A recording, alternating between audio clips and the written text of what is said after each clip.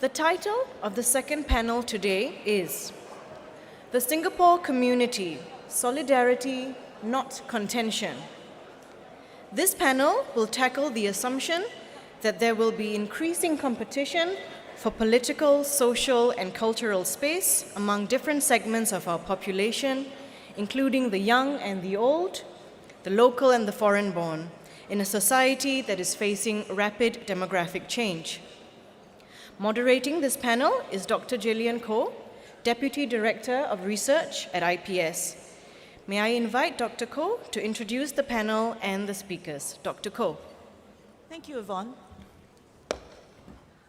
Good morning, and thanks again for being here at Singapore Perspectives 2018, where the theme is together. And I think the heart of the issue that we're trying to tackle is the question of intergenerational solidarity in an aging Singapore.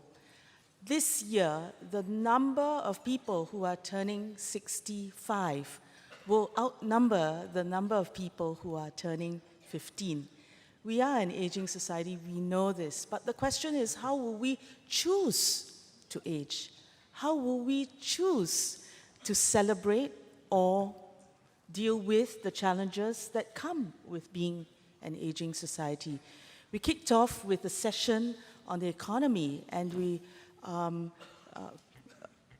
thought through whether we are able to ensure that we can make our workplaces happy places that are inclusive, that the workplace is not age prohibitive, as Sean told us. And Mr. Ravi Menon cited many ways in which we can ensure that with an aging but quality workforce, being aging need not be a drag on our economy. I think those policy choices within our households, within our companies, and across the country are choices that will hinge on how we deal with the social, the cultural, and therefore the political implications of being an aging society.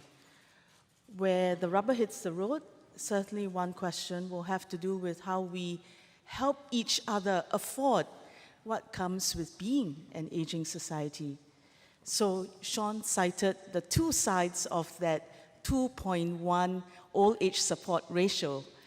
And he said that on the side of those who are still working, then how will you continue to contribute to the side that's not working in many ways, in the workplace, but also with taxation, fiscal support?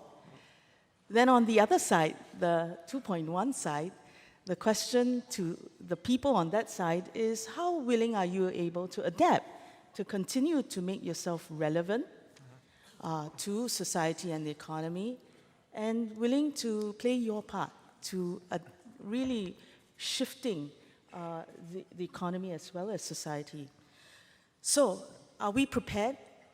Let me just take 2 minutes to draw your attention to what we found in our survey, which has been published in the little background paper. Are we prepared at least to deal with the fiscal aspects, which then come down to the political question of how far we will go in order to reinforce this sense of solidarity that we have in Singapore? What did we find? That on the questions of how far will you go to support the older generation, 41% of our respondents said that each generation to take care of itself. 41% said no to older generation setting aside its assets for future generation.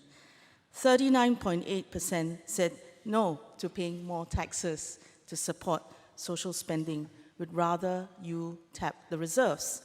And 36.6% said, please use the NRI to afford us that social spending, NIR. So that seems like it's not the majority, but it is still a significant minority that are saying, hey, each generation should take care of itself. You also contributed to reserves, so tap that. But the good news is actually when you look at the stats, there is a huge bar of people who are in the orange band, who are neutral about these questions. And I don't know where you stand, but I'm certainly going to invite the two speakers on this panel to persuade you about what your position should be at the end of this session. Where will you stand? In the gray side, in the orange side, or the blue side? Right? So that's the task, Professor Chan Heng Chi and Mr. Lawrence Lien.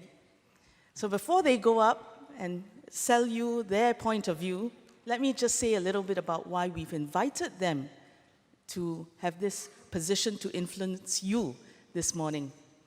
Professor Chan is not just ambassador at large, but more importantly, is the chairman of a new but very promising, what I would call research center and think tank.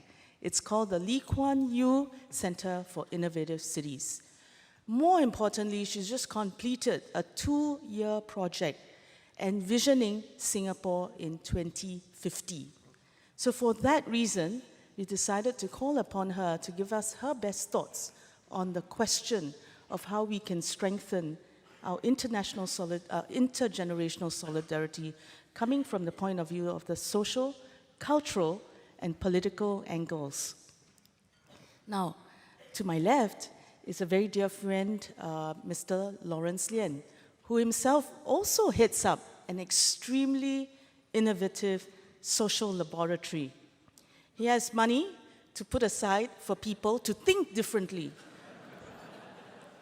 From childcare and preschool education, doing tremendous work about how to foster inclusive childcare facilities that bring together kids of special needs, kids from disadvantaged homes, and enriching curriculum so that everyone can have quality preschool education, right up to the question of how do we want to choose to age?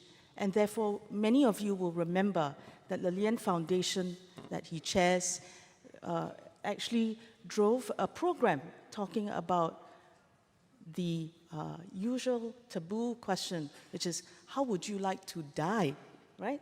The end of life issues. And I think what they did was really to change the paradigm, that there is a choice about how you want to spend your last days, and you can choose to spend your last days in a quality fashion which balances that precise question we're asking: who should take care of you? How should we do it? Would it be by money, or would it be by social capital, or other questions? So, two great people to be addressing the issues we have at hand. And with that, please join me in welcoming Prof. Chan and inviting her to deliver her presentation. Prof. Chan, please.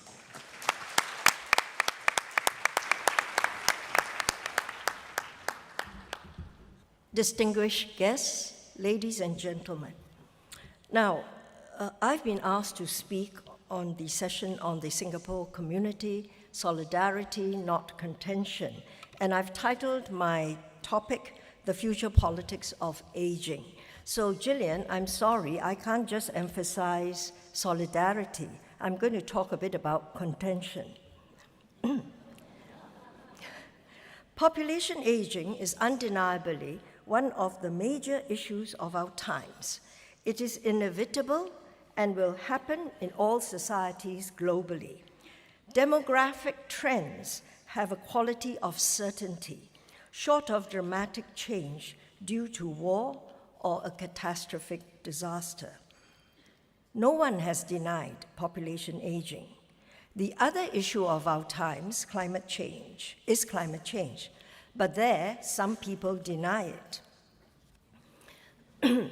A common concern for most countries is that as the population structure grows older, there may be emerging conflicts in society between the population who are growing older and the working people who are not growing commensurately.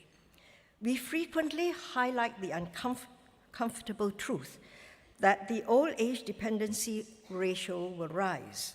There will be far more dependent people than there are working people. The IPS background paper has projected this. And Christopher G. has pointed out that the dependency ratio will be 24 older people per 100 persons of working age in 2020 and 54 elder people per 100 in 2040. Now contrast this with 8 older age persons per 100 in 1980 and 11 to 100 in 2000. The burden is great. But is it just about who pays the taxes, who pays the bills, and who gets what space?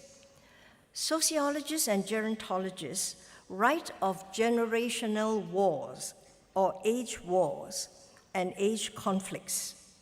Generational conflict sounds familiar, but generational war and age war seem overstated. The only age war I can think of, if it is one, is a conflict in the United States over the Vietnam War, on the rights and wrongs of the war between young men, many college students who were drafted to fight and die in a country far away, and middle-aged and older politicians and generals who were making decisions about the war. As some of you remember, protests spread across the campuses and in the streets. The Vietnam War triggered the counterculture revolution in America in the 1960s and a major values disruption with it. By the time it was about values change, all ages were pulled in. Young people did start the process, but it became intergenerational. One can also think of young Chinese students in Tiananmen protesting against the economic and political issues of the day, against the central authorities. It had nothing to do with age conflict. It was a protest against the Communist Party and government on issues of inflation, unemployment, and corruption. And the Arab Spring, which has been associated with young people, did not only involve young people, it involved older people too. In the end, the protests included everyone, and they were not about age-related issues. Now, if generational wars and age wars sound far-fetched, generational conflict and tensions do exist in Asia as well as in the West. Lester Thurow, the late political economist and dean of the MIT Sloan School, went so far as to say in 1996 that in the years ahead, class warfare is apt to be redefined as the young against the old, rather than the rich against the poor, because of the explosion of public pension costs and health care. Now, his prediction has not come true in the 20 years since he made that statement in the US, in Europe, or anywhere else. In Asia, culture, tradition, and context will play a role in shaping the acceptance of burdens and the allocation of resources. So what will happen to our politics in the coming decades, given the growing senior vote? How will Singaporeans react to the claims of an aging society? What will happen to the politics of integration as it pertains to allocation and redistribution? And integration in aging societies inevitably raise the question of immigration. Let me talk of allocation and redistribution first. I have commented before that we do not have the same resistance to allocations of budget monies to subsidies for the old, the disabled, the poor, and single mothers with children you find in some industrialized societies. There, it is an ideological issue because Republicans in the US and the Conservative Party in the United Kingdom may not support welfare subsidies for those who cannot support themselves. There is usually a huge debate. In Singapore, it is different. If anything, Singaporeans applaud moves to increase welfare payments to the needy and say the government should give more. But of course, the government has not really raised taxes yet to pay for the subsidies, though they talk about it. Our attitude can partly be explained by the exposure to years of early PAP democratic socialism. We have been socialized into a sense of egalitarianism and a sense of the larger good. I read a blog recently by Dave Chu of Singapore. If Dave Chu is sitting out there, you know what I'm talking about. It was in Quora. It's a forum page in Facebook. I quote him because he reflects this sentiment. He was answering the question, do Singaporeans still favor the People's Action Party? And this is what Dave Chu wrote. I quote, the Singapore electorate is probably conservative financially, centrist in politics, pragmatic, and not so idealistic. We are altruistic and believe in equality, but pragmatism is more important to us. We have little interest in the highfalutin ideals of freedom of speech, of human rights in the Western sense. We prefer to gauge our lawmakers by real changes they make to our lives. We are not stuck up by the left or right battle, and what we are keen on is to see our fellow citizens having a better life.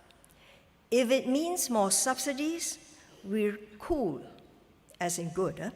If it means more taxes, which happened in 2015, it normally goes without so much as a whimper. Fundamentally, it is about what works and about what should. Not about what works. It is about what works, not about what should. Dave Chu went on to discuss, yes, we support PAP, but, so he's not a flag waver. But it's interesting that he makes this comment. But I ask, will Singapore's tolerance for tax increases remain? Healthcare costs are indeed rising rapidly. Look at the slide. The topmost is the United States, purple. The thick orange line is Singapore. Only Korea, South Korea, is rising less than Singapore. So while compared to other OECD countries, our healthcare costs are not as high. There is no doubt they are going north. We can have smart policies to try to moderate costs, but in the end, with the projected figure of 900,000 seniors aged 65 and above in 2030, which is only 12 years away, and the numbers will increase as we live longer and have better health, health costs will be hefty. I believe if taxes continue to increase, there will be unhappiness. And what the IPS survey shows, although there's a large group of neutrals at this point. Will this result in younger Singaporeans demanding a reduction in older citizens' benefits? I'm sure there is a tipping point, but we are not there yet, judging by the political debate.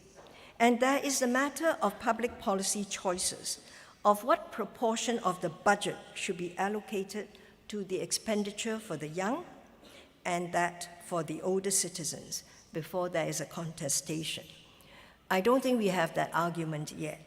But today, we have simple conflicts of interest between the bicyclists and the PMD users, usually younger people, and walkways for the senior citizens in the housing estates, contestation over space. Now, some have argued that what may temper opposition to these allocations is the reality that everyone will age, and the expectation by the below 65s that one day they too will benefit from the same subsidies. This casts a different light on things. When the Pioneer Package was offered, not only were the pioneers made a happy lot, their children were happy too, because now the costs, healthcare costs for the family was lightened. But will there be pressure from those who just missed the package? But as Singaporeans live longer, it is not only healthcare costs that will be a political issue.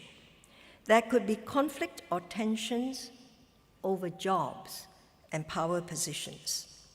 Today, we find older persons do not do well in finding the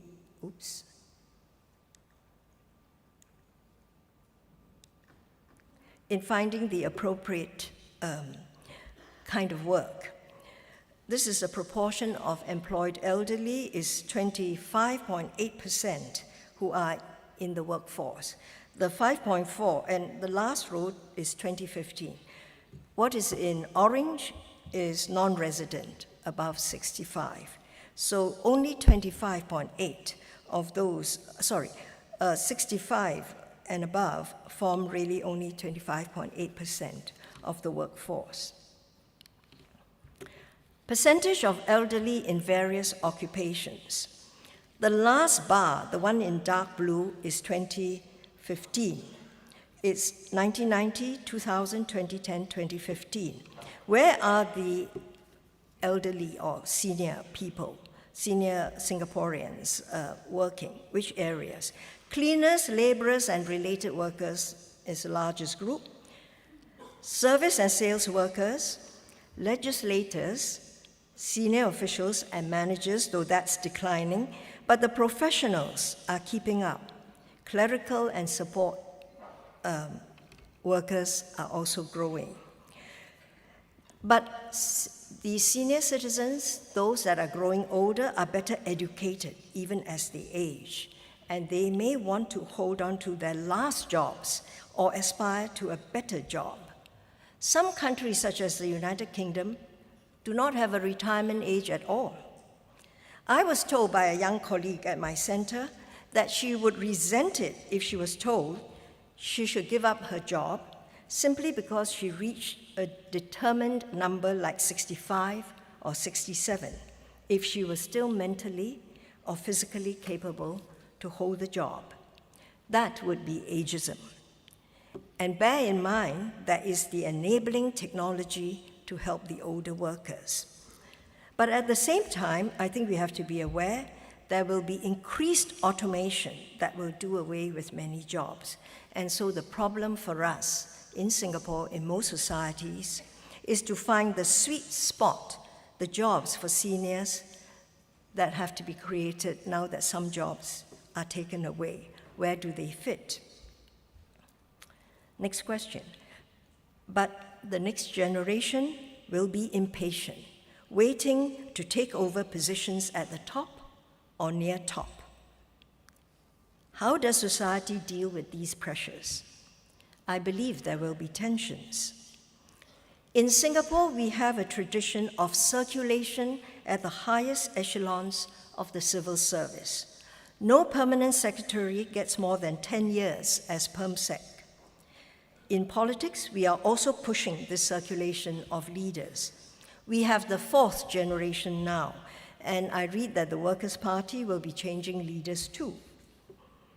Will we see a group of grey panthers emerging, fighting to hold their place in society and the economy? Will they demand more job opportunities and the right kind of jobs? Do they have to fight against ageism? I saw many American corporate leaders keeping very fit. They made sure they went to the gym, looked fit and good, so that their younger colleagues would not be able to push them aside. So please, keep fit, look good. The grey vote will be a substantial constituency.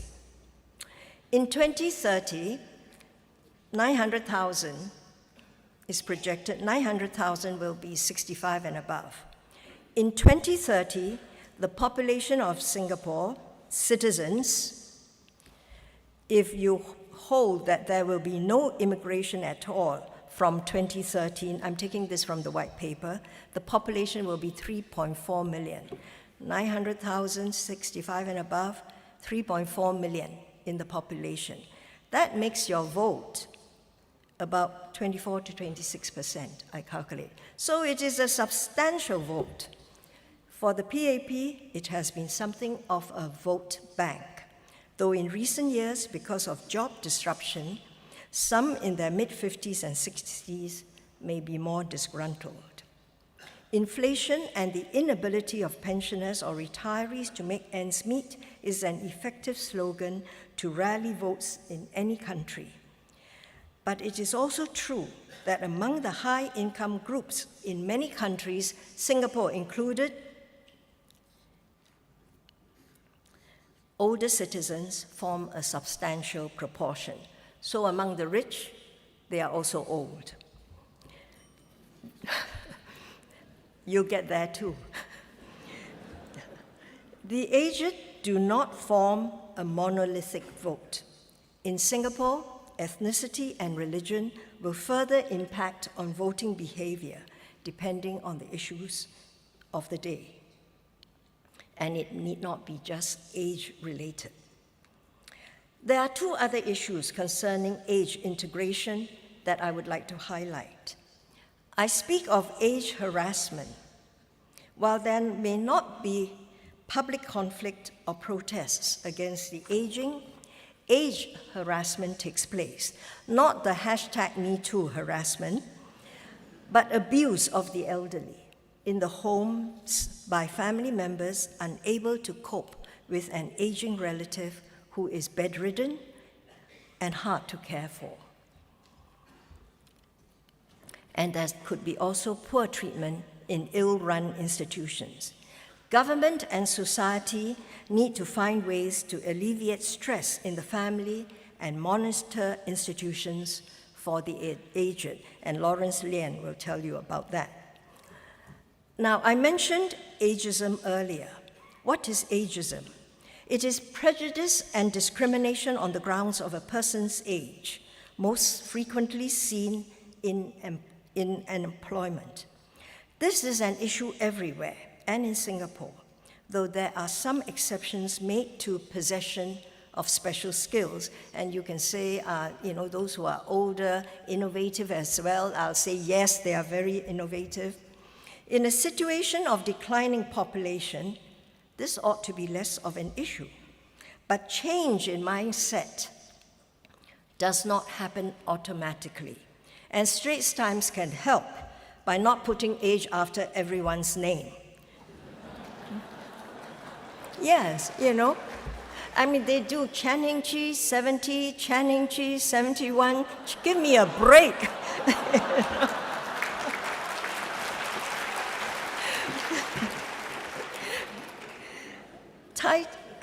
Tight labor force can help too. The retirement age in Singapore has been raised in 2017 from 62 to 67 for eligible employees. This is a good step, but there must be job growth for this to work well. You just can't say hire the older people. There must be job growth. And there needs to be genuine rethinking on the concept of aging and viewing the elderly people as an asset rather than liability. Now let me talk about immigration, regeneration, and renewal. I'm aging. Give me a bit of time.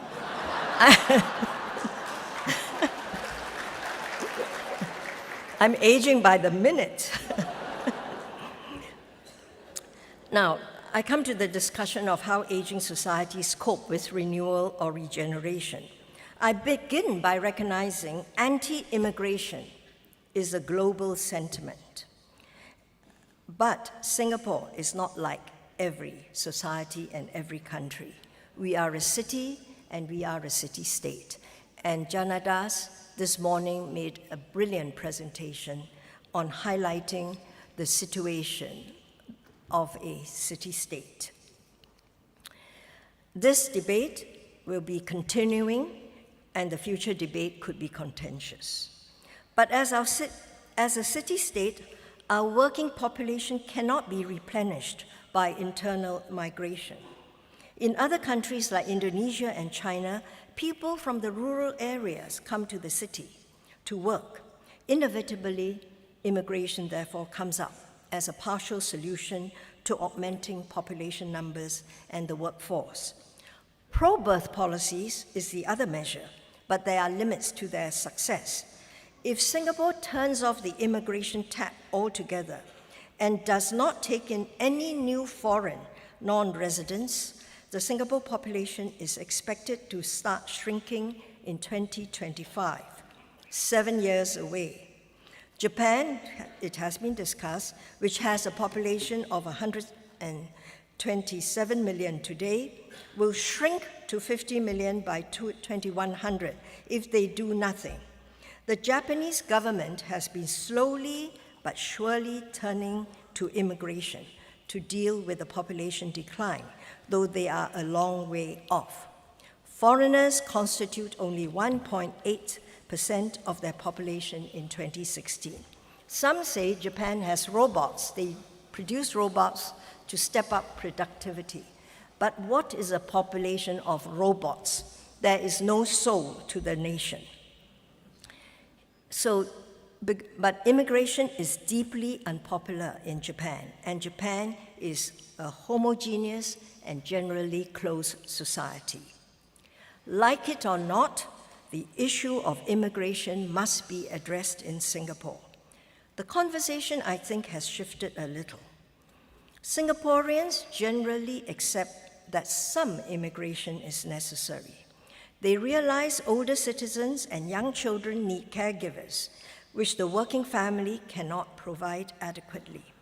But they would like sustainable immigration and to know their core identity will not be eroded. Singaporeans are most concerned about job security, rightly so. It is an issue, then, of moderated immigration.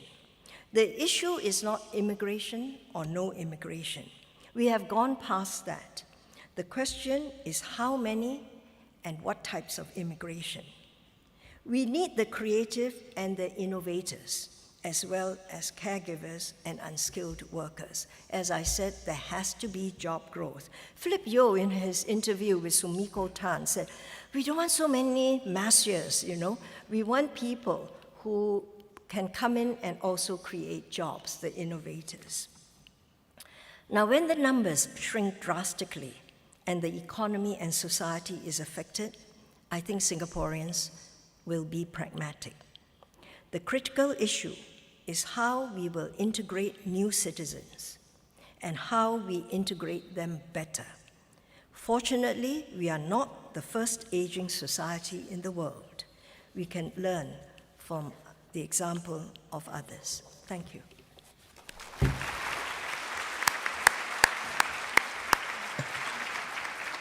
Prof. Chan, thank you very much for your talk titled The Future Politics of Aging. I know you major on the issue of contention and contestation, and that's why we wanted you here. But really, as you cited in your wide-ranging discussion, the contention over taxes, affording social spending, contention before you get to taxes, over jobs, the spots at the top, and spaces, and just even further down, the orientation towards having a multi-generational workforce, finding yourself among the aged, the senior workers. Do you use that language of your being senior age or not? So you cited the issues of age harassment, which we have to grapple with. And the point of, I think, your discussions really to highlight these issues so that we can now know what are the problems, and therefore then how do we want to overcome them in order to have a more inclusive society and therefore a more compassionate and inclusive politics as well. So thank you for that. And now I'll just cut over to Lawrence and invite Lawrence to deliver his talk called Creating a Golden Age for Aging, Opportunities We Are Missing. And I think that he will offer more of a solutioning approach to our topic right now. Thank you. Thank you, Gillian, and thank you, IPS, for inviting me back. I was last at the Singapore Perspectives conference speaking in 2009, so either I did okay then or you have short memories. Okay. Today, I speak from someone working from the ground, and hopefully I give you a little bit more of a hopeful perspective. so that you can at least, not feel too depressed when you get out of here. And it's called Creating a Golden Age for Aging Opportunities We Are Missing. First, I will start with my sons. Okay, this was taken just 2 months ago in the desert in Oman. And when I tell people I've got 3 sons, there are usually 2 standard responses. One is, SAF and the government must be very happy with you. That's one. And the second is, oh dear, nobody's going to take care of you in old age because you only have sons. I have a daughter. Okay. Sorry, factory closed. So I am starting to plan for aging early. I take applications from future daughter-in-laws, from those who have got daughters, but the condition is that they must take care of the in-laws, the father-in-law, and the mother-in-law, otherwise no inheritance. But jokes aside, I think, looking 30 years forward, my children will be around my age, their children will be mostly young. I do not want to be a burden to them. I want to be independent. So I need to look at what life would be like if I want to be independent. And if I look at the end of life, there are really 4 scenarios, right? Sudden death, terminal illness, frailty, organ failure. We all have to go, some way we have to go. We try not to be chronically ill, organ failure, C, where it's up and down, your functionality. Frailty, also we try not to because it's a slow decline. Terminal illness, okay, it's a quick decline. Not too bad, but the best, I think, is sudden death, right? Okay, where you live, everything is fantastic, and then suddenly you drop dead, okay? So how do we do that? Terminal illness, I think that the issue is, you want to avoid, but if you get it, too bad, but you need to reduce futile EOL, is end-of-life treatment. I think there's too much futile treatment, and I'll come back to this. I think having morphine in the system is quite nice. You invest in palliative care. We want to fight frailty. I'll come back to this again. Fight chronic disease, and focus on preventative care. But sudden death, if you are functioning so high, you don't want to commit suicide, right? You want to die well, but you also don't want the family to suddenly lose you. So I thought maybe you can subsidize bungee jumping for seniors, or basically take more risk, and then you can die happy. But let's see, how are we doing in Singapore on all these fronts? I think, in my view, there are too many people in Singapore who are chronically sick and frail, too much organ failure. Thankfully, the kidney disease numbers have improved for the first time, I think, for decades.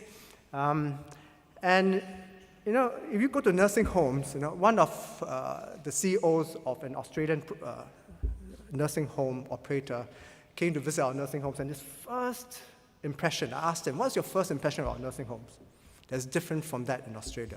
He said, too many wheelchairs. Why are there so many wheelchairs in your nursing home? We don't see them in our nursing homes. People are a lot more independent, and actually, the age profile is a lot older. So we are not keeping people well enough, and we are also not tackling end-of-life care well.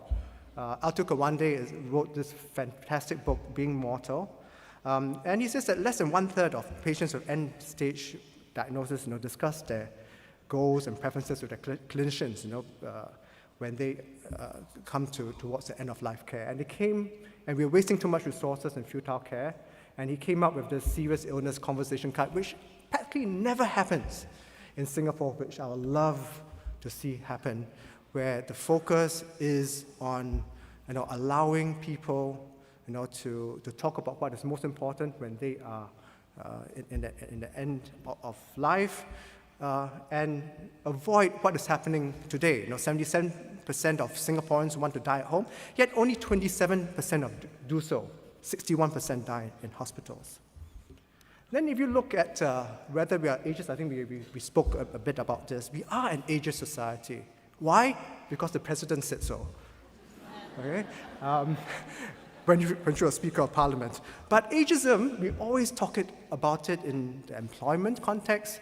It's in every aspect of life, not just the Straits Times, but on the roads. I mean, I'm both ageist and sexist on the roads. Public transport, at home, at the community, advertisements, popular culture. You only show young people, not old people, and shops, which always cater for the younger set, and even casual conversations. This is pervasive and it's self-fulfilling. If you believe that universally that older people are a burden, they will quickly become a burden. And that is a fact of life. And instead, we need to see the glass as half full rather than half empty. We focus so much on what we lose in old age when there is so much that we still have. In fact, what we still have is still growing. And I'll come to that in a minute. And as a result, missing a lot of opportunities because we don't see the older persons as being able to contribute to our society and being able to live with purpose. That age is a self-fulfilling prophecy. This is a research that has been done by many others. This particular research found that seniors with more positive self-perceptions of aging, which is measured up to 23 years, earlier, live 7.5 years more than those with less positive self-perceptions of aging, and this advantage remained after accounting for differences in gender, socioeconomic status, loneliness, functional health, and so on. This is done by Yale professors and one Miami University professor, so it can't be bad, right? Can't be wrong. Why the Miami University professor? I'm not sure. Maybe all the older people are in Miami and Florida. And many other studies show that as we become older, we become happier. Now, our ability to handle stress improves. We savor relationships. We live lives with more authenticity. We are better at emotional regulation. We're more grateful, and people develop the intrinsic urge to give back. Another study. Okay, I'm going to. You saw the cognitive ability, the fluid cognitive ability slide. This one is even more optimistic than that because the other slide was a bit depressing because it means that cognitive ability, you can't learn new things or problem solve. This is another study that shows that as you grow older, you become more distracted, your cognitive control is worsens. And if you focus on tasks that needs focused attention, which is the red line, obviously your performance goes lower when your cognitive control goes. But if you focus on tasks that actually do benefit from diffuse attention, actually your performance grows higher. In short, if you are more distracted, you're better at problem solving and taking in new information, creative problem solving and taking in new information. So people who are distracted like me, even before I become old, that's good news. There are certain tasks for you that will leverage on your strengths. Okay, this is a slide that is a little bit similar. Sorry, I thought I could point with my pointer, so I can't. So these are my only numbers, I promise.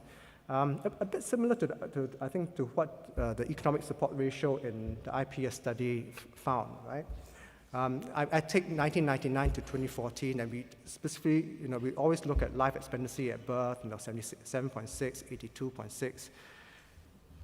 And we always use 65 years at the cutoff point. Though this slide, I'm trying to make the argument that we should keep on shifting the 65 years as the benchmark, because the 70-year-old in 2014 is behaving like the 65-year-old in 1999. How? Because if you look at the labor force participation rate, those above 70 who are working in 2014 is 15.3%. That's even higher than the labor force participation rate in 1999 of those 65 years and above. The health-adjusted life expectancy at birth has increased about 4 years for both males and females.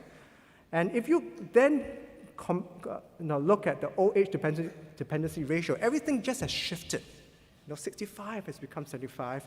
So you should compare the old age dependency ratio in 1999 using the 65 years benchmark, which is 10.8%, and compare that with the 70 years old dependency ratio, which is 9.9%, which is an improvement, actually, in 2014. So things have actually been pretty good because of the demographic dividend. But of course, it is not going to persist. It's improved. If you look at 70, it's a new 65, but oncoming, there'll be issues. We heard about this, living our lives in sequence. And it'll be very depressing if we say that the work box here keeps on growing as we age, right? And we should do this, play, work, and learn. And that's throughout our lives. But what jobs allow us to do this? To play, work, and learn at the same time. So I challenge employers, if the jobs for the middle age is so poor in terms of allowing them to do this, in terms of the job design, there's no chance for the older people to also enjoy, living lives in parallel in future. Who knows the woman who is second from the right? Please put up your hands. Oh dear, okay, because then it reveals my age. She's Jane Fonda, okay? She's an aging advocate. I spoke at a conference with her in London a few months ago. And we were speaking on aging, and she is an amazing age advocate. And she had this thing about these fantastic words, age not as pathology, but age as potential. Basically, if we think about age focusing on the physical elements, then it's an arch, right? Because there's a decline. But if you think about age as moving towards authenticity, towards happiness, then it's a staircase all the way, to the end as we gain wisdom. Beautiful. Now I'm going to show you some of these ideas. Some are done by friends like mine, and some done by myself, of what is happening, what you can do on the ground to integrate all those elements that I mentioned, the optimism, the contribution of older people, the fact that older people have strengths. This is one, Ibasho. It was started by Dr. Emi Kiyota, a friend of mine who is an environmental gerontologist. She's done this in Japan. Obviously, you can see the Japanese words, Nepal, Philippines. And it's a place, Ibasho means a place where you can feel like yourself. And there are very few places in Singapore where older people can feel like themselves, where they don't lose respect from others in society, where they are with others and they are contributing. So here, the older people, serve, the drinks and the snacks. But I think the important thing is that they are seen as valuable assets of the community. There's community. They have a voice. They together with the facilitators develop these projects. And there's demarginalization. They become change agents. They care for other people instead of just being cared for. Philanthropists, and I belong in the world of philanthropists, have been called by, and we're answering Minister Gan's call, to be the innovation hub, to be problem solvers. He said, please provide more innovative ways to better support caregivers, care services, including assisted living services. And I have, in my time, been focusing on providing assisted living facilities, or trying to, anyway. This is a survey by Singaporeans to show that they also themselves want this. And the whole idea of assisted living, which is very different from a nursing home, is that, and this is usually for those who don't have really severe health care needs and needs in terms of help with activities of daily living, is that it's your own home. You're not in an institution. that there is community, that the social capital is critical, and that everyone contributes to the life of that place. I mean, there are many models of assisted living, but the one that I want to create with a charity partner, together with the Asia Philanthropy Circle, which is where I spend most of my time, and other donors and other philanthropists, is this. And we have a plot of land, actually, the Catholic Welfare Services and ourselves, but right now, unfortunately, the paper is still stuck at ministry, for almost 2 years already. Okay, and so I got no pictures to show you for this because we have not been able to start to design it. But when we put our design brief together and coming together with the principles of what this place is, I've basically done a word cloud of those principles, and things will come up, that are important. Yes, residents, we call the people in nursing home residents as well, but do we really respect them as residents, who have choice, who are empowered to do things for themselves and for other people? Do we focus on the home element, the community element? And quite often, those things are missing. And the main issue with the main problem with older people is not even finances or the physical self. It's loneliness. And you need to build up the social capital of older people. One, among themselves. There's so much mutual help, self-help that can happen, right? And two, with younger people, the problem that there will be contestation over things like space and everything else is because younger people and older people don't come together to problem solve. And when they are able to do that, they offer solutions, not just to the problems inherent in aging, but also to an array of other challenges that demand attention. So a senior mentoring the young, for example, is a cure of loneliness for the older person, but there's also guidance for the young.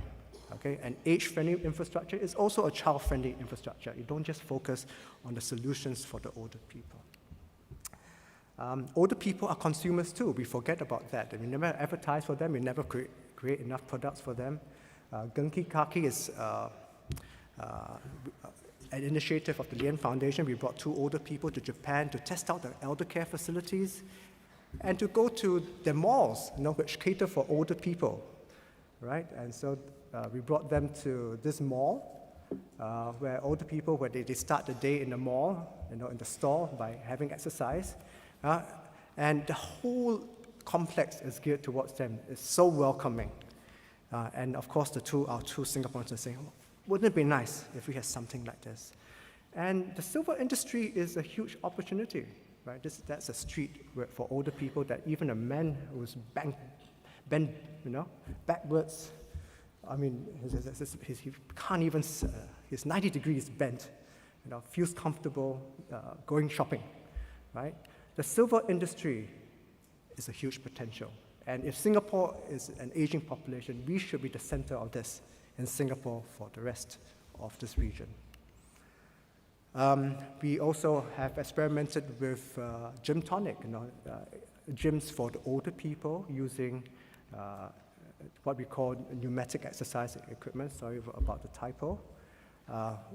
Incredible state-of-the-art equipment from Finland. You sit down, you got an RFID tag, it recognizes you, it adjusts the weights according to what the physio has prescribed. And if you have done enough reps over time, it will automatically adjust the weights by 100 grams, if the physio has put that in. And we have been implementing this, in many institutions, and we have rolled this out for the community to fight frailty. This is very important, right? Because once you start being frail, everything steadily goes down. One of the things that we are building together with Cochinio Foundation and Peace Haven is this project, Jade Circle, which is an extension to the Peace Haven nursing home. This is different from the assisted living. This is a more traditional nursing home type, but we are trying to transform it such that this is the outside. This is going to be the inside, where you have cafes, you have hairdresser. So those hairdressers, who earn a lot of money in Singapore can go there as well and contribute to and volunteer themselves at this charity. You've got a supermarket so that even those with dementia, it's safe for them to go through the same routine that they've always done for the rest of their lives. Okay, I think I've run out of time. This is what the room looks like. It's designed by Peter Tay, who is an award-winning designer, President Designs Award winner, contributing much of his time, for a meaningful project. So, in short, we have to change mindsets. This is critical. See what's possible. When we see what's possible, a lot of things open up. Of course, we need to act with urgency. So you want to maintain optimism because you're not optimistic about the future. We have lost it. But at the back, act with urgency. Prototype quickly with seniors as part of the solution. Don't just do things for them. They have to be part of the solution. And focus long term. And the intergenerational solidarity would not be an issue. Why? Because, unlike race, you don't change. Religion, unlikely. Socioeconomic status, we hope never. We all will age. This is a cleavage where we will be on the other side at some point. So if we think long term, we are doing things for ourselves in future, and we won't do something that will not benefit the whole society overall. And with this, then we can create that golden age of aging that I started with. Thank you very much. Thank you. Thank you, Mr. Lien, for that, for giving us that really uplifting sense of what aging in Singapore could be like with your examples of gin tonic, Project Jade Circle, your ideas for assisted living, and also reminding us of Jane Fonda's little mottos that age is not a pathology, but age is a potential, and age is a staircase. Also, your ideas drilling back to sort of us middle-aged people who are still working, that if we are in the position to design work and a work community, then we should really, for our own selves, but also for our seniors, think of work not in a sequential way, but to allow for a parallel stacking of learning, working, and playing as well. So there's a lot that we can all do in this room to try and achieve that positive vision. So thank you for that. So with that, I would want you all to prepare to pose your questions to these two amazing people. Let me just get the ball rolling by asking them, okay, if we all want to be cognizant of where the points are for contestation and try and staunch those prospects, but also, therefore, in a positive manner, bring in solutions and ways in which we can integrate all of us, regardless of race, language, religion, and certainly age, then would your vision be of a Singapore that is ageless, where we do not discuss age at all? It's not just impolite, but it's irrelevant. Or is your vision of a Singapore that is age-friendly, where you do call out age because you purposely want to address any blind spots that you might have that make our workplaces age prohibitive, that make our society unfriendly to elders? So I'm just giving you a choice, given that we all, all three of us, want a more integrated Singapore, a happier Singapore. Then is it one that is ageless? We don't name the age issue, it is irrelevant, or one that is age-friendly, where we have to call out age and then address it. Okay, there's an analogy here, and forgive me because I follow politics. We had the reserve presidential election, and our choice there was to call out race and then say we need to address it in order to further the inclusion, the political representation and inclusion of our minorities. So this is the analogy. Ageless or age-friendly? Over to you. Then please go to the mics and get ready with your questions, audience.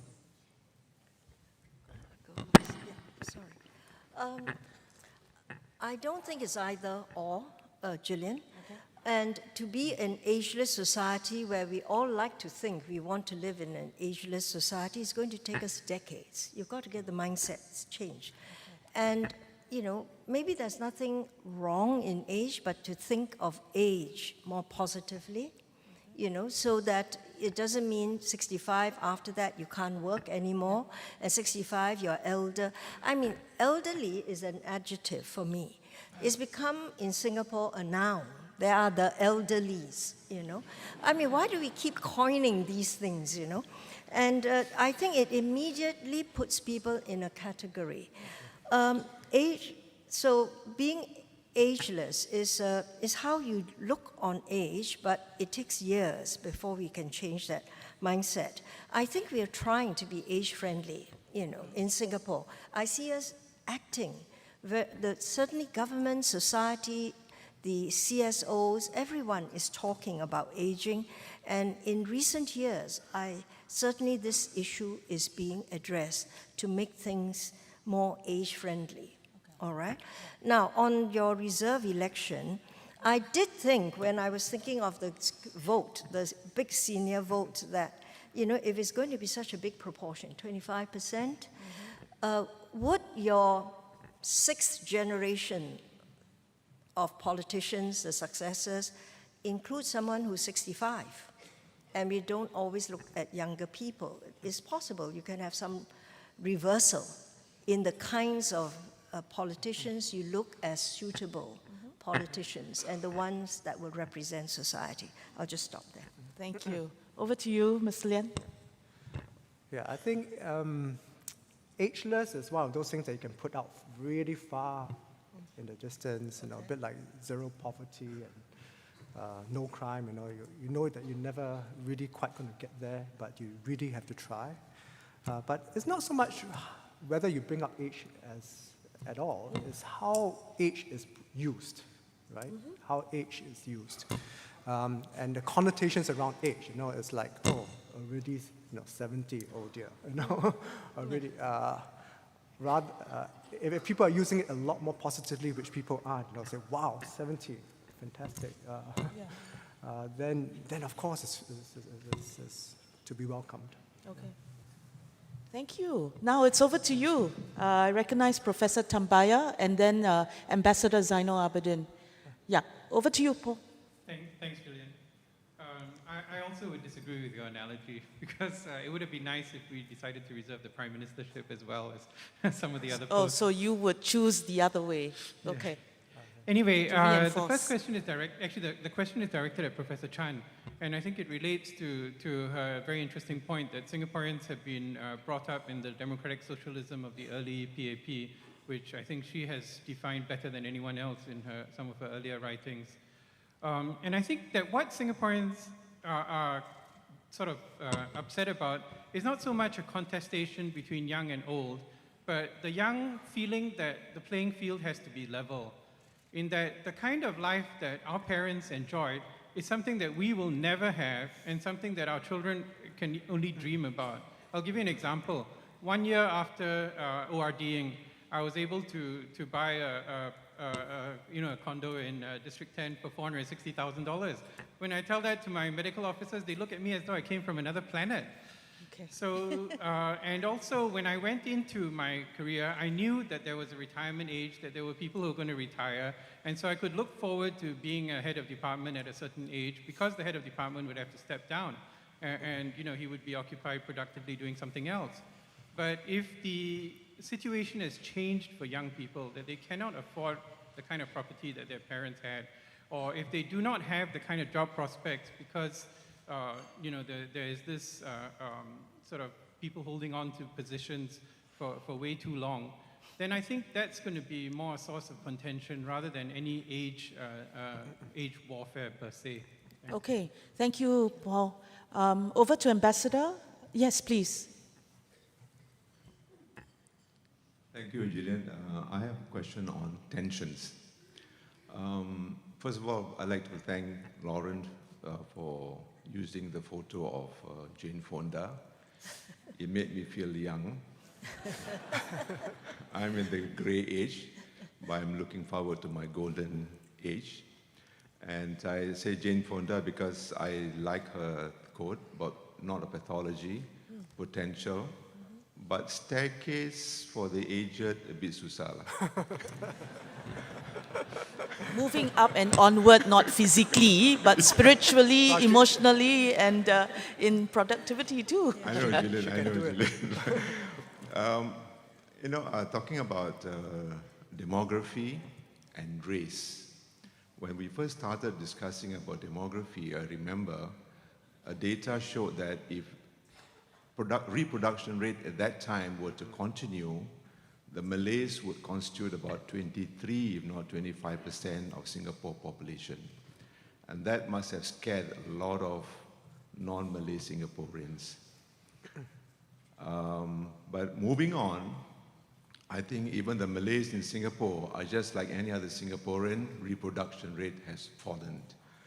But the concern then, when Mr. Goh Chok Tong first raised with me as editor of Berita Harian about this policy of attracting talent, he asked me what I think about it. I said, it's very understandable, but on one condition. Please make sure that the population of the Malays, the ratio of the population of the Malays, 15%, does not fall drastically.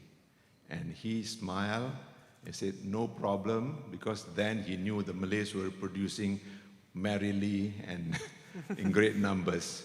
But things have changed.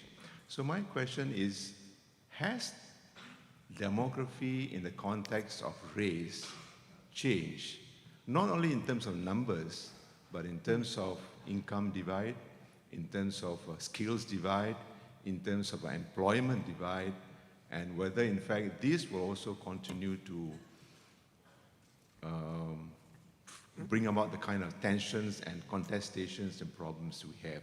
Or have things changed that we no longer discuss the question and the challenges of demography and cohesion and harmony as we are discussing it today? Thank you. Okay, thank you, Ambassador. I just want to recognize the gentleman in the corner. You want Yeah. the questions together? Last one. Hello, Johannes Loh from Black Box Research. Yes. I have a policy question. So the scenarios that you describe sound like the time to act was yesterday, but Singapore's reputation as a global hub, as a fast-moving economy with innovation, to me stands a little bit in contradiction. So how can the next generation of leaders roll out age-friendly policies and protect the status that Singapore has kind of hard-earned to be a global hub without compromising either? And maybe if you could comment on, for example, housing policies, the new BTOs I see, the new condos I see, those developers are not putting in a lot of money on age-friendly stuff. I mean, it's a rails here, ramp there, but come on. That's not what you're talking about. So I'm wondering, when is the time to mandate a couple of those changes so that 40 years from now, the infrastructure we are building is ready for the pyramid you were showing? And I think those will be some costly decisions which might not come without trade-offs. If you could comment your perspective on that. Thank you, Johannes. Okay, so over to the panelists. We have a range of questions, so I would just invite you to address the ones that you are interested in. Okay, go ahead. Well, John. actually, they are all very wide-ranging questions, three of them, and I don't know if I can do justice. First, a question from John Tambaya. I think it's John. Yeah. Paul. Sorry. Yeah. Paul Tambaya. I keep mixing. The question whether young people feel that it's not a level playing field and that in job prospects, they feel that, the old geezers are all still there, and they can't take over. That's why I highlighted the power positions. I think in terms of level playing field is a cost question in terms of the rise in the cost of living. Two things you have to remember too. Yes, it's much more costly for young people to own the home or the car. They are earning more money now too. When we started, years back, decades back, salaries were very low. Housing was very low too. Then you could buy an HDB flat, no frills flats, and they were really no frills. Now, even the first BTO has frills. So you're really paying more for a different quality of flat, and you earn a little more, but I think that gap is still there. But it's an issue that society will have to deal with.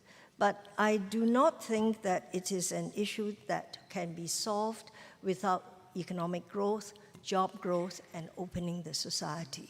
So it's something we must always try to tackle.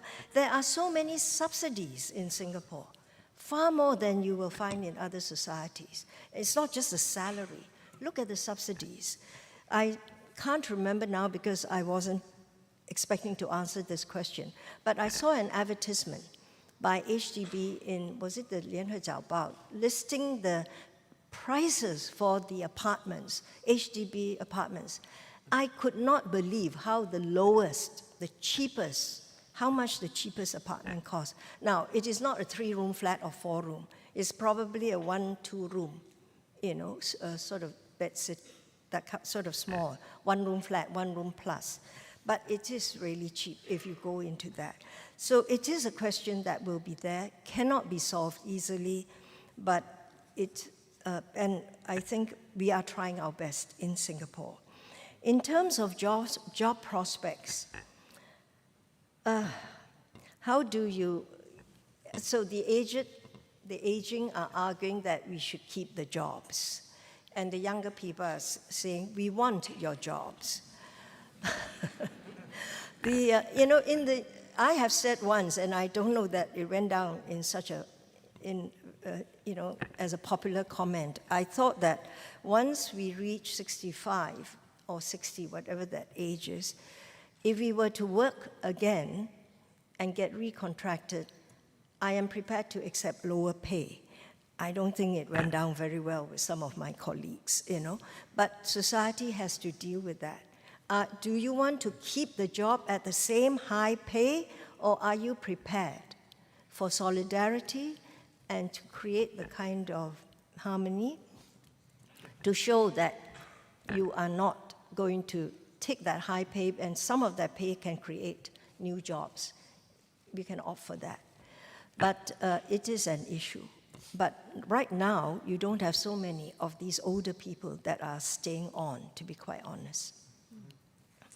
The second question on tensions, and that is Zainal's question. There are several aspects to your question. It is about the race divide. The hard one, which I won't touch because I don't have the data, Zainal, is within each race, how is each race group doing in terms of employment, income, etc.? What are the divides? Has it grown bigger? I am unable right now to give you that data, and I don't think in this seminar, in this conference, the background paper highlighted this. Yeah, so I won't be able to answer that. You are talking of replacement rates and the Malay ethnic community. I think you are right. The Malay population now, the reproduction rate is exactly the same as other ethnic groups. So Malays are not reproducing themselves. And in my study on diversity, what I find is, in terms of migration, immigration, to top up the numbers, there is a thinking in Malay society, at least the Malays I spoke to and who participated in our focus group discussions, that they do not consider Malays from Mindanao, for instance, as Malays. They only consider Malays from Malaysia as Malays to top up the population. Now, that's really hard to get. And even from Indonesia, yes, but. So what are your sources for replenishing the population?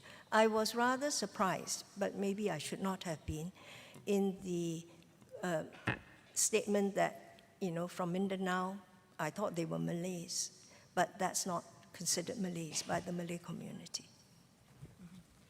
Lawrence? I'll tackle the... Oh, that was a third. Okay. That was a third. Never mind. The third. But you do. You go ahead. I'll come back. The career renewal question first. I think Gillian was whispering, but yeah, why is it a zero-sum game? And this is where we have to challenge the traditional work structures where it's so hierarchical, there's only one boss, one HOD, you know, and everybody wants, and that's like the pinnacle of the career. We need to evolve different structures where, you know, younger people can take on some of the responsibility as a boss, but older people can take on very senior responsibilities of authority, you know, side by side with these younger people. You know, so again, it's the redesigning, you know, the work structure such that it's not a zero-sum game, but you are drawing the strengths from the younger people and the older people, right?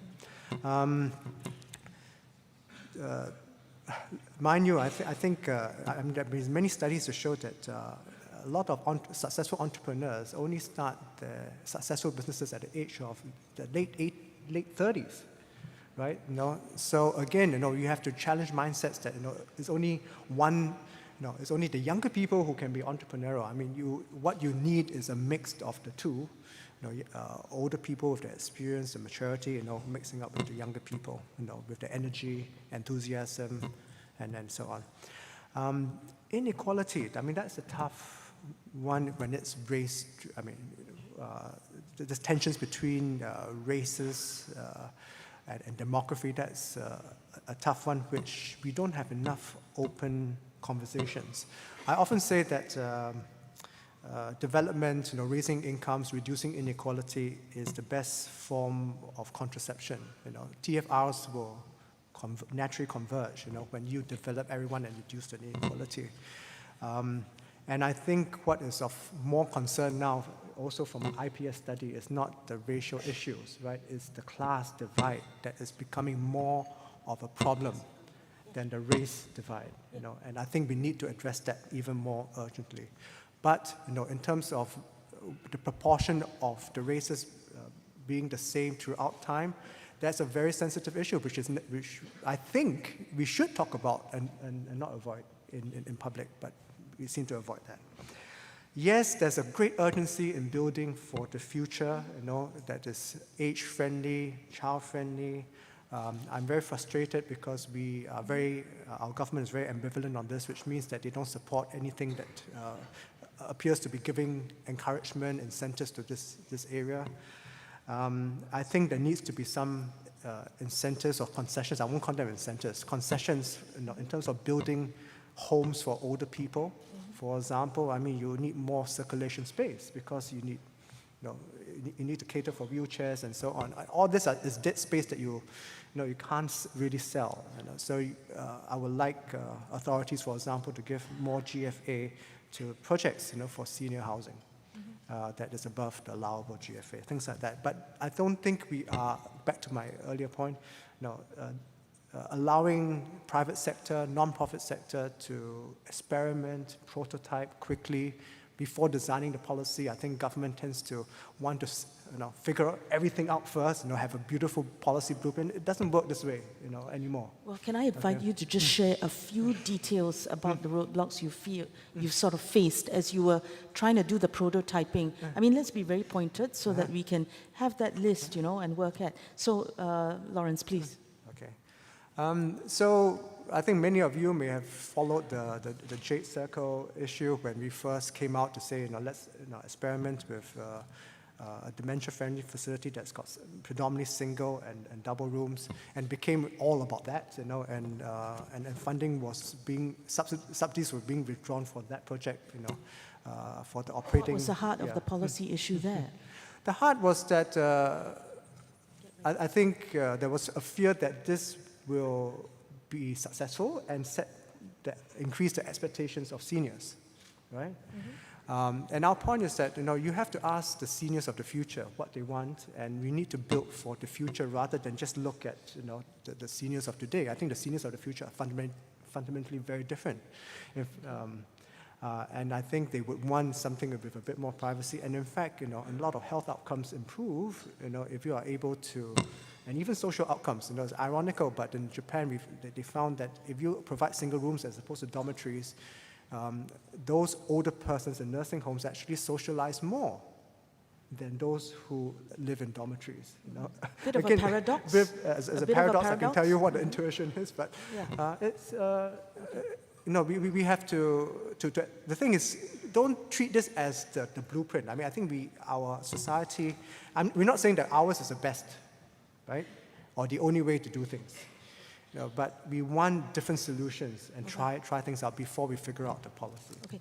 Just to be specific, you are asking for the same subsidies to be had for, Yes. senior beneficiaries, If they are poor. regardless of whether they're in a dormitory setting with 8 beds or The 2 same beds. subsidy, no- Absolutely the same.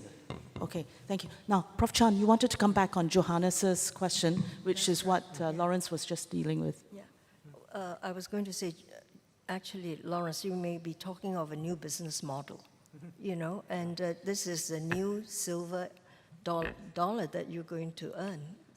You may have some subsidy in the home, but seniors are prepared to spend money purchasing their new bed space, room space, dormitory space in the home, which is, and I can see that's a business that will grow. I'd like to answer the question from Johannes on the contradiction or tension between Singapore trying to fulfill the ambition of being a global hub and yet being aware and catering to the new aging population. I don't think there's a contradiction at all. We can all walk and chew gum. You can do 2 things, and you can do more than 2 things at the same time. And whilst the government of Singapore is trying to develop Singapore into a global hub, we can also do things to help the aging population age more gracefully and more conveniently. Why do I say that? We do see policies, as I've said earlier, that there are so many conferences now on aging. There are so many research centers in Singapore, in universities, that are looking into aging policies. That shows there's a new consciousness, trying to do what we can to cater to the future aging population, the present aging population. All that whilst we are trying our best to be a global hub, because you don't have that many options. If you're not a global hub, you don't play. If you're not a global city, you don't play. So we have to do these several things. I would like to cite, because Cheong Koon Hian is sitting there, Dr. Cheong Koon Hian, that HDB is trying different modes of accommodation now, new designs where you have several 3-generation flats, housing people, old folks near families. If you want to live near your parents, you can actually, ballot with priority. So that helps. Do we design our infrastructure for aging? We are changing. We cannot get all there at once in 5 years or in a decade. This is Singapore, you see, our desire for perfection. If we say this is a policy, we must roll everything out at the same time. I think we're trying to do that, but replacement of infrastructure is very expensive. It's expensive, but we should do it. I am in the Lee Kuan Yew Center for Innovative Cities in SUTD.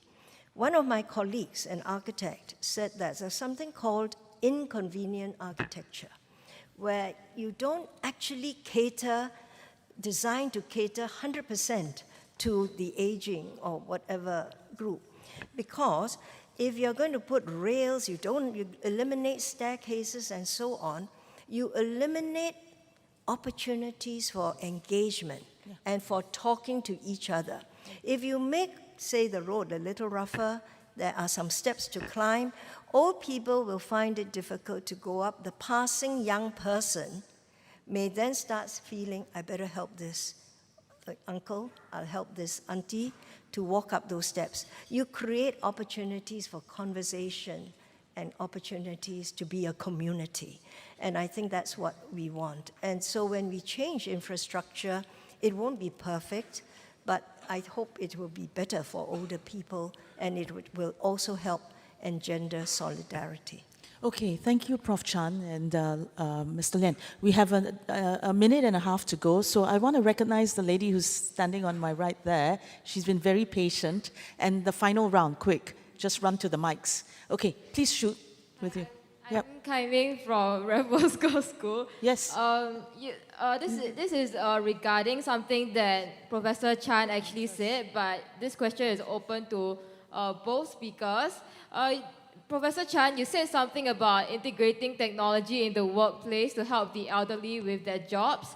And I'm wondering, in your opinion, to what extent should we make allowances for seniors in the workplace?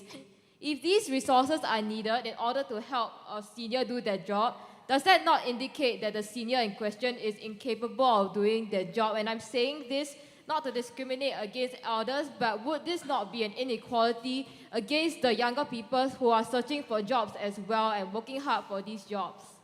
Okay, thank you very much. Brema? Thank you very much, Madam Chair, and to the speakers. I would like to, unlike Ambassador... Please go ahead. Yeah. I love the point about aging as a staircase for a mindset change, and also based on the point that Singapore is a signatory to the Madrid Plan of Action that I hope will later come up, Plan of Aging. But based on the survey that was presented by IPS, there's a whole discussion on economic support ratio with a description defining what it is.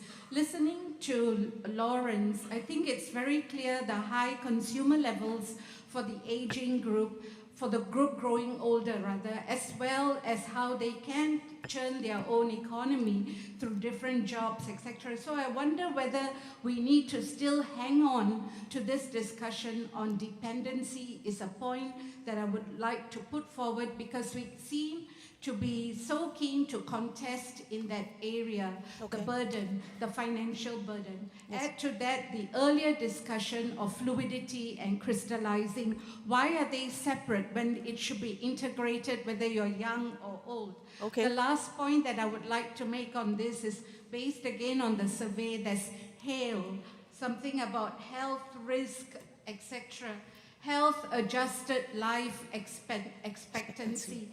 What are the indicators? And looking at what Lawrence presented in the graphs there, how are we adjusting in terms of supporting people with whatever HALE tends to mean? Because I don't think it's expressed clearly yet in the survey results. Okay, thank you, Brema. Just one last point on wheelchairs. I think the wheelchairs, we have to look at how foreign domestic workers are pushing people in an outside realm of the home environment, because it becomes a convenient way to move about when actually many of the people growing older could walk. Okay, thank you, Brema. Okay, over to you, Prof. Chan, and maybe you can respond and give us your final word on the topic. Yeah, I'd like to respond to the young lady from the school. On her question, is a good question, is about enabling technology. Indeed, I did say that there will be enabling technology which will help older people to stay in the workforce. What I'm not saying that, because that they are not able to work. If they are not able to work, enabling technology will not help them. It's just that some technologies take away the need to have strength. It may take away some of the qualities that may not be there when you are aging. You press a button, things will happen. You work things on a computer, it will happen. So that's what I refer to as enabling technology. Your concern is creating this enabling technology, does it take away from the allocation for young people? I think the government is very mindful. In fact, the concern amongst the aging is that so much money is spent on young. It's a young world, schooling, and when you go to school today, you are helped to take expeditions overseas. You go to the university, you will have a term abroad. Facilities are amazing, computer, etc. So I don't think young people need be concerned that where education is concerned, the government will take away from you, because education is what we believe in, and it is the way we develop our resource. Our natural resource is the human resource. So I would not worry so much about that. And in any case, as we grow, as we age, remember we're not producing the babies, So younger people are not going to take away such a big chunk of the money. So there's redistribution there. Final words? Final words? Final word, I highlighted the issues, as Gillian said rightly, that to show that there are issues further down the road. We should not all be this is community, solidarity. No. The questions you heard highlighted concerns and could be potential conflict. The thing is to understand these are the issues and how we are going to deal with it. And actually, I really do think that we have started the conversation in a very serious way and very profound way. So I think we will be okay, but we still have to go through the process. Yes. Thank you. Lawrence? Okay. Very quickly, I think we have run out of time. I've not noticed any contestation for jobs between young and old in Singapore. It's been very much a full employment situation. There's just nobody we need more to be people. Found to do the jobs. The issue is with mismatch in skill set, which actually hits the older people even more. And we all have to grow the pie, as we go along. And I don't think that there should be any too much concern there. In terms of how to support older people as they age, that HALE, which is the health-adjusted life expectancy, is a very standardized measure used throughout the world. The issue in Singapore is that as our life expectancy grows so quickly, are the years that we spend in ill health growing as well? We need to keep it to the same or even reduce it. Yes. Unfortunately, I think that in the last decade or so, that has been widening a little bit. And we have to get our people to fight frailty. Our problem is that we put so much cotton wool around older people, say you cannot do this, you cannot do that. They become disabled as a result. So again, we need to have the optimism to challenge older people, take more risks. Otherwise it will be a downhill trend. And the point about about dependency ratio is an important one. Do we even need to talk about it? Mm-hmm. If everyone is doing play, work, and learn in parallel, if everyone is working in parallel, to the ends of their lives, and work is not just about paid employment, it's about any form of contribution to society, including unpaid, then the dependency ratio actually goes away because we will not see older people as dependent people. So, thank you very much. Thank you. Right, so please join me in thanking our panelists for sharing their points of view. Let me just quickly round it up. I think my key takeaways are these. First, that I think in the room we talked about a lot of zero-sum game scenarios where we're fighting one another for resources and jobs. And I think, Lawrence and Prof. Chan, you were talking about changing the workplace so that we can accommodate all, so that we can think win-win and look for those integrative solutions. Technology can offer it, but certainly enterprise, innovation is just going to grow the pie so that there's just going to be space for everyone to, as you said, work, live, play, and study all at the same time.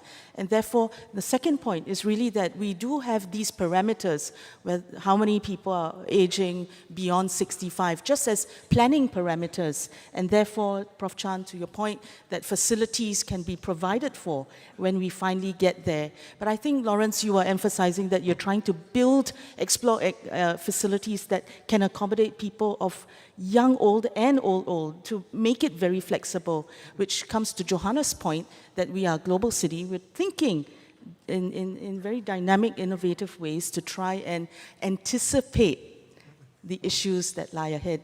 Finally, I would just say, IPS at 30, we are 30 years old. We have actually looked at the issue of demography and aging all these 30 years. And let's just admit that policymakers in the government's first committee on aging was at least 30 years ago. And therefore, we've got the CPF systems that anticipate the aging issue, and then the question is whether there's enough. And we have barrier-free access across the city, which was, a kind of investment in making sure that we are ageless in the public facility sense. So I think, you know, glass is half full. And I hope that, you know, you'll join me in thanking them, reminding us that the glass is half full and that you yourselves will also feel that you can play a part in empowering an aging society so that it's not going to have any take any shine off us being a dynamic, innovative city that's attractive to the young and old. So with that, thank you very much for tuning in, and we move to lunch.